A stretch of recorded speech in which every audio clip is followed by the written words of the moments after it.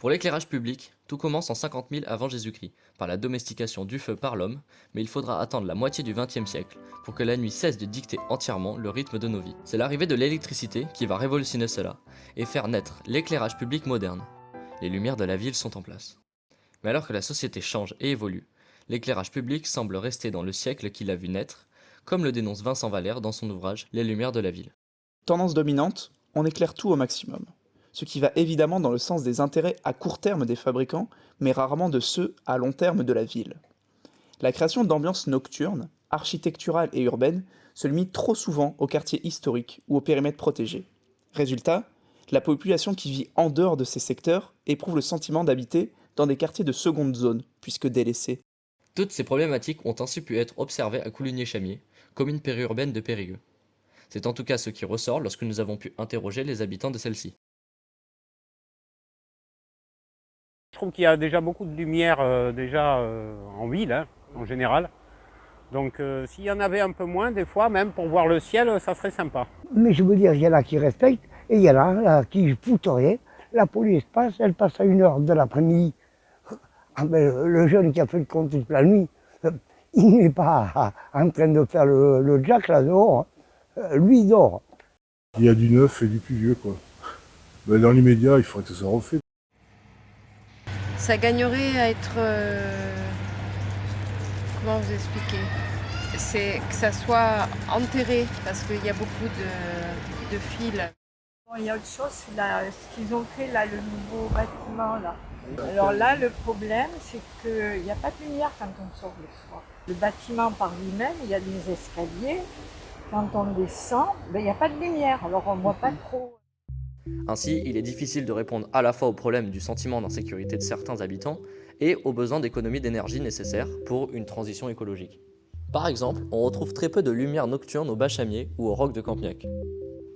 A l'inverse, la zone d'activité de Créa-Vallée est très bien éclairée la nuit, alors que très peu de personnes s'y rendent à ces heures. D'autres lieux ont des problématiques spécifiques, comme la voie verte, qui doit être balisée la nuit tout en gardant son aspect naturel.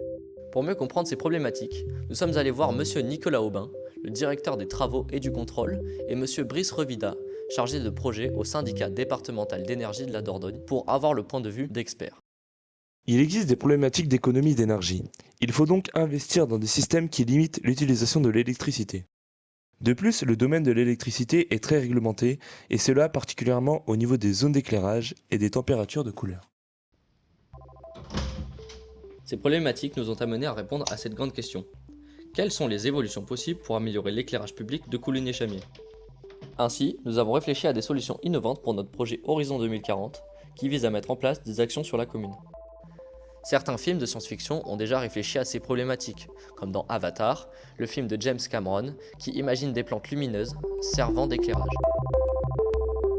Mais aujourd'hui, cette idée s'éloigne de plus en plus de la science-fiction, et ainsi, des startups avec les pieds bien sur terre tentent de développer ce genre de technologie. Nous avons ainsi pu contacter Woodlight, qui est une de ces startups françaises qui travaillent sur ces questions. Je me suis intéressé aux problématiques des villes, donc de manque de verdure, de surconsommation électrique, de pollution. Et donc j'ai eu cette idée de créer des plantes bioluminescentes. Alors c'est des plantes qui vont pousser de manière normale. Ça c'est déjà un point, c'est qu'il n'y a pas besoin de faire quelque chose de spécifique pour ces plantes-là. Elles ont besoin d'un peu de terre, de l'eau et du soleil. On est sur de la bioluminescence. La bioluminescence, c'est ce qu'on trouve chez les lucioles, chez certains poissons, etc. Donc c'est une réaction biologique. Donc c'est l'organisme, c'est la plante qui va produire la lumière. D'accord ? En fait, en gros, la plante, elle produit 2 molécules. Les 2 molécules, elles se rencontrent. Et quand elles se rencontrent, elles émettent des photons et donc de la lumière. Nous, on se place comme développeurs de solutions. C'est-à-dire que nous, on va chercher des plantes qui seraient les plus adaptées avec eux. On va discuter avec les horticulteurs, les paysagistes des villes. Il y a déjà des métiers qui existent, on ne va pas les remplacer. On va discuter avec ces gens-là pour voir quel type de plantes ils ont besoin. Et ensuite, nous, on va se lier certainement avec un horticulteur dans les premières années qui, lui, va produire les plantes. Et puis, à long terme, si on imagine à 2040, là, je pense que nous, on sera nous-mêmes producteurs de plantes, on aura tout pour le faire et on pourra produire tout type de plantes. Donc, avec les villes, on aura certainement des architectes en interne et donc on pourra très bien imaginer avec eux comment revoir complètement la ville pour pouvoir la végétaliser encore plus et l'éclairer avec des plantes plutôt qu'avec des lumières. Il faut absolument expérimenter en premier pour déjà sensibiliser les gens aussi, leur montrer ce que c'est, leur montrer que c'est pas dangereux, les rassurer, etc., etc. Ça pourrait très bien être un projet de se dire on va expérimenter chez vous pour tester, pour voir si c'est possible.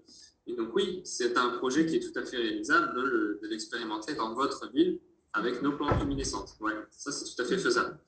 C'est ainsi que notre projet d'implantation des plantes bioluminescentes est né, un projet qui semblait plutôt intéresser les habitants interrogés. Parce que si on peut réduire l'énergie, soit nucléaire ou autre, pour avoir de ce type de, comme toutes les bornes solaires et tout, c'est bien. Moi, je trouve que c'est innovant et puis il faut évoluer. Hein. Ah oui, moi, ça me dérangerait pas. Hein. Puis c'est moderne et puis si on peut économiser et puis que ça peut apporter quelque chose en plus, oui. Ce projet qui paraît utopique semble remporter l'adhésion des habitants de la commune et il semble répondre à plusieurs problématiques identifiées à Coulommiers-Chamiers. Afin d'en savoir plus sur sa faisabilité, nous sommes allés interroger des acteurs spécialisés dans ce domaine, Hélène Reiss et Laurent Briquet, agents de la mairie de Périgueux. Je ne cache pas qu'il y a une certaine pas inquiétude, mais en tout cas vigilance sur l'aspect de la fragilité de ces plantes. Et puis sur le coût aussi. Un élément qu'il faut malheureusement pas oublier, c'est qu'aujourd'hui nous sommes victimes de nombreux vols de plantes vertes. Après on a besoin de savoir en fait quelles sont les variétés de plantes. Est-ce que c'est des annuelles, des biannuelles, des arbustes? Est-ce qu'elles prouvent leur capacité particulièrement l'hiver lorsque les nuits sont longues, l'été lorsque les nuits sont courtes? Selon le type de plante, effectivement, ça va caractériser aussi un usage. Je reste vraiment sur l'idée qu'il y a une période d'observation et d'expérimentation vraiment importante avant que ça puisse se réaliser, à mettre en place. C'est grâce à des gens comme vous qui osent aborder des sujets un petit peu, comme tu disais, utopiques, que finalement on se dit, si vraiment il y a un fondement, il y a de quoi creuser. Puis après, confiance à la jeunesse. Voilà, clairement, c'est votre avenir. Malgré une adhésion globale au projet, des questionnements éthiques sont apparus et nous avons pu rencontrer à ce propos Christophe Noisette, le rédacteur en chef du journal Info OGM. Donc moi, la première chose que j'ai à dire sur ce genre de projet, c'est que des projets comme ça, on a déjà vu 1000, voire 2000, voire à l'infini. Et que le nombre de projets qui finalement arrivent, entrent en genèse, c'est les projets de la grosse industrie agrochimie, et c'est pas les petits projets des startups. Actuellement, dans le monde, 98 à 99% des plantes transgéniques, c'est 4 plantes. C'est le soja, le maïs, le colza et le coton. Et soit elles tolèrent un herbicide ou plusieurs herbicides, parce que bien sûr, soit elles produisent un insecticide ou plusieurs insecticides. Mais toutes les autres modifications génétiques qu'on nous a vantées, qu'on nous vante, qu'on lit dans les journaux, ne sont pas réelles. Tous ces projets-là, on ne les a jamais vus dans les champs. On ne les a jamais vus au niveau commercial. On a toujours ces 4 grosses cultures agro-industrielles, et c'est tout. Mais par contre, on continue de faire clandestin en champ parce que ça permet de mobiliser l'inconscient, ça permet de mobiliser le fantasme, et ça permet de mobiliser de l'argent. Pour au final retomber sur ces 4 plantes. Actuellement, tous les projets financés par l'Europe ou par la France, c'est des projets bout de lorgnette, j'appelle ça. Des projets qui vont mettre un petit peu de baume au cœur sur un petit problème, mais ça ne va pas changer la donne.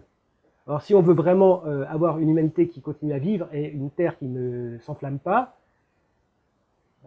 c'est pas quelques arbres, encore une fois, qui vont changer la donne. Malgré toutes ces réserves légitimes, nous avons décidé de continuer à rêver en essayant de porter ce projet. Selon nous, il sera intéressant de tester cette technologie pour aider à la recherche. De plus, acquérir cette initiative pourrait profiter à Coulommiers-Chamiers en lui apportant une certaine exposition. Cette innovation pourrait même constituer le futur de l'éclairage public. L'humanité, dès lors que la lumière étincelle, est fraternelle. Elle se sent rassurée et cherche désespérément des moyens de s'éclairer. Les solutions sont nombreuses, l'innovation est obligatoire.